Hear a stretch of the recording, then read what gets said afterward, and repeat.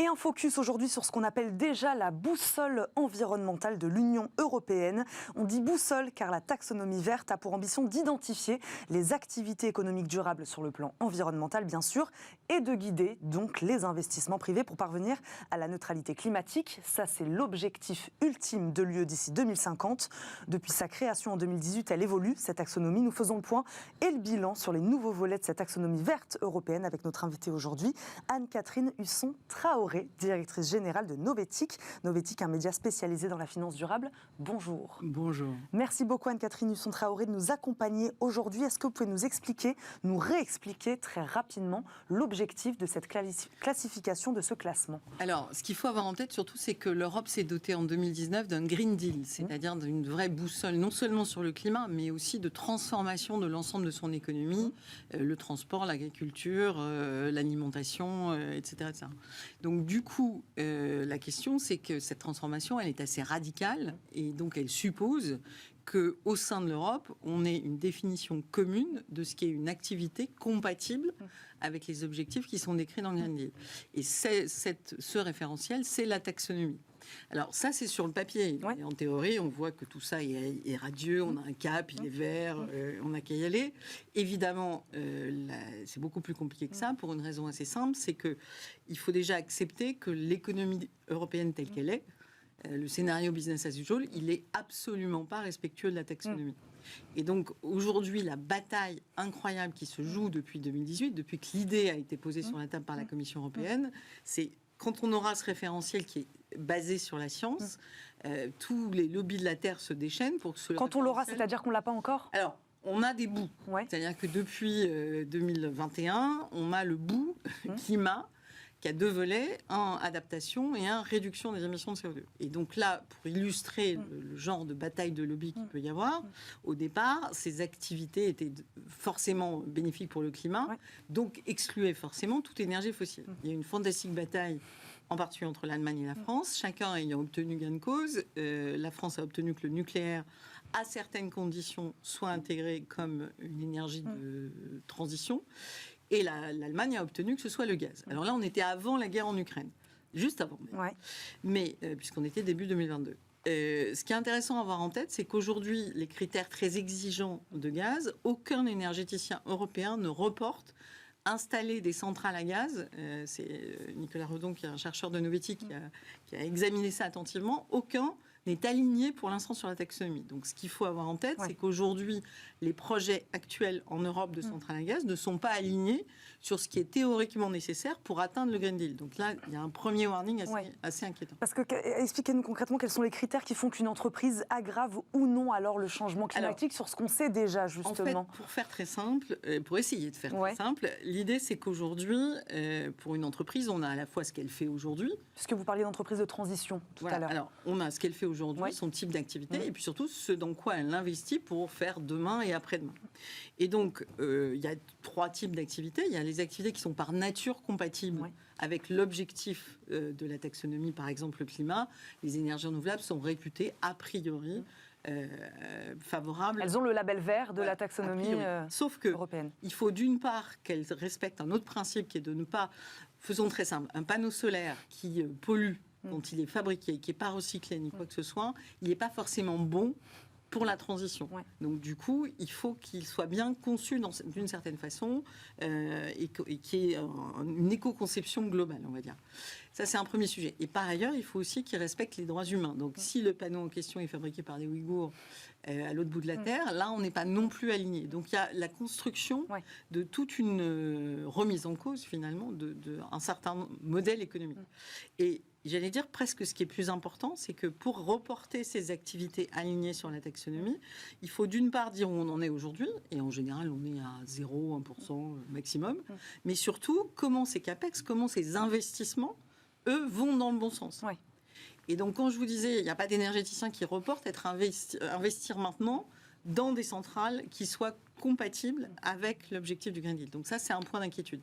Et alors, la nouveauté, l'actualité, c'est qu'il y a 4 autres dimensions, donc pollution, tout ce qui concerne l'aspect aquatique, j'allais dire, l'aspect océan, toutes les pollutions, les déchets, mais aussi l'économie circulaire. C'est-à-dire, en gros, là, on entre un peu dans le dur de comment on va définir, quels sont les critères à partir desquels on considère que telle ou telle activité est vraiment verte au sens respectueux du Green Deal. Pourquoi on élargit, selon vous ? Parce qu'il faut élargir théoriquement à toute l'économie. C'est-à-dire que pour l'instant, on est quand même beaucoup sur les énergies, quasiment énergies fossiles ou renouvelables ou nucléaires. Là, on est vraiment sur beaucoup plus vaste. Et alors, il reste un très gros problème, c'est qu'à ce stade, on n'a toujours pas, par exemple, de référentiel pour l'agriculture. Donc on a un pan énorme de l'enjeu à la fois climatique, alimentaire. Qui est un secteur très consommateur, qui émet beaucoup d'émissions de gaz à effet de serre aussi. Le modèle agricole actuel pose aussi tous les problèmes de pollution liés aux pesticides. Donc on a vraiment... Mais ça, c'est un sujet tellement abrasif que pour l'instant, la Commission l'a mis de côté.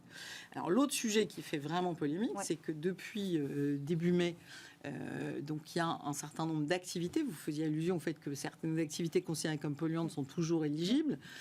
Finalement, la logique on inscrit le gaz et le nucléaire comme des énergies de transition, ça veut dire qu'en fait, comme on sait que de là où on part, c'est pas très vert, il va bien falloir qu'on trouve des moyens d'aller vers du plus vert. Et donc la question et la négociation, c'est quels sont les moyens qu'on utilise. Et donc par exemple... Mais l'objectif derrière cette intégration d'activités donc dites polluantes, c'est de les aider à transitionner vers quelque chose de moins polluant. L'exemple concret que j'allais vous donner, c'est le transport maritime. Aujourd'hui, le fuel utilisé par le transport maritime, c'est le pire. C'est-à-dire que vraiment, c'est le plus polluant, le plus émetteur, etc. Donc l'idée dans cette version de la taxonomie, c'est que du coup, la motorisation GNL du transport maritime est éligible. Alors évidemment, des ONG type transport et environnement disent là, la taxonomie ne sert plus à rien, puisque en fait, on dit que finalement, des millions d'euros, et c'est puisqu'on est bien dans une émission de placement, le sujet, c'est du coup de pouvoir flécher, éligible à la taxonomie, des investissements qui, par définition, seront considérés comme verts par la Commission. Donc, évidemment, pour un investisseur, c'est une garantie de crédibilité. Donc, ce que disent les ONG spécialisées, c'est que là, on donne une garantie de crédibilité à quelque chose qui pose problème, puisque le GNL, ça reste du gaz, et s'il ne vient pas de Russie, il vient du Qatar ou des États-Unis, et en plus, il vient de très loin. Donc, globalement, le bilan carbone est négatif. Et on voit bien qu'on est dans un entre-deux aujourd'hui, et c'est pour ça que c'est compliqué à la fois pour les investisseurs et pour... Et oui, comment ils y voient clair, les investisseurs privés aujourd'hui ? On est dans cet entre-deux où à la fois tout le monde clame qu'il est très vert, qu'il a compris qu'il faut décarboner, etc. Et que dès qu'on est, et c'est tout l'enjeu de la taxonomie dans le concret de d'accord, mais ça veut dire quoi sur tel modèle économique, comment on le change l'approvisionnement énergétique, comment on fait tout ça, et alors là on voit que tout le monde freine des cas de fer, et finalement ce qu'a prouvé la guerre en Ukraine, c'est que la transition énergétique avait à peine commencé. Or, d'un point de vue investisseur, aujourd'hui, si vous savez que telle ou telle entreprise est extrêmement énergivore et qu'elle n'a rien fait pour commencer à être dans l'autoconsommation, par exemple, ce genre de choses, vous avez une inquiétude parce qu'elle ne va pas pouvoir continuer à créer de la valeur ad vitam aeternam. Donc, c'est un peu...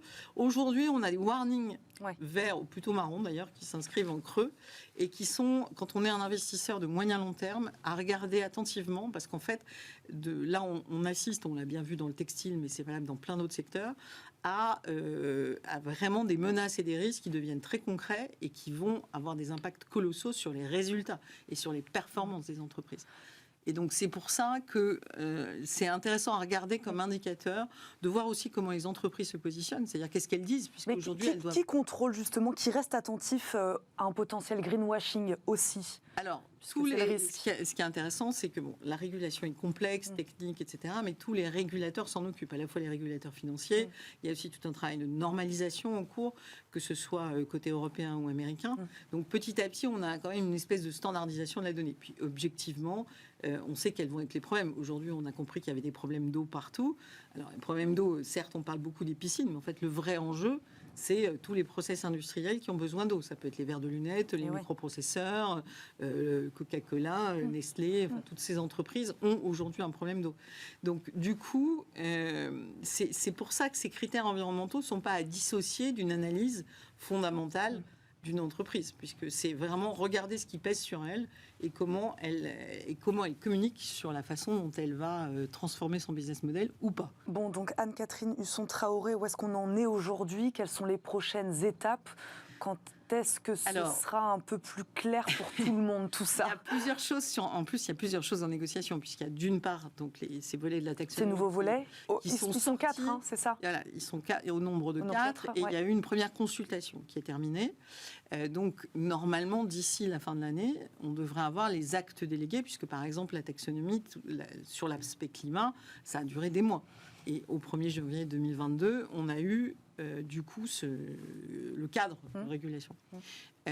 Donc là, il y a une première étape qui doit être autour du 30 juin sur une autre dimension, qui est les obligations de reporting pour les entreprises.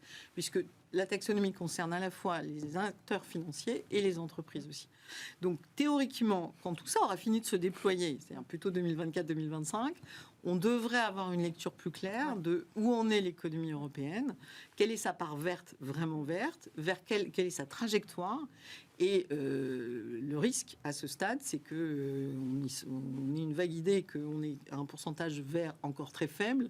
Parce que neutralité carbone 2050... Alors, théoriquement, on devrait surtout être à 2030 dans une transformation assez radicale du modèle. Ouais. Et là, le chemin n'est pas pris, surtout si on a des pans entiers comme l'agriculture, par exemple, qui ne sont toujours pas...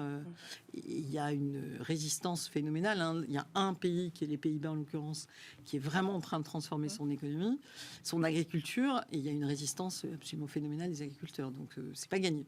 On est sur le chemin, mais c'est pas gagné. On va terminer sur ces mots. Merci beaucoup Anne-Catherine Husson-Traoré d'être venue nous voir aujourd'hui dans Smart Patrimoine. Je rappelle, vous êtes la directrice générale de Novetic. Merci beaucoup d'avoir été avec nous. Merci à vous. Tout de suite, c'est Enjeu Patrimoine.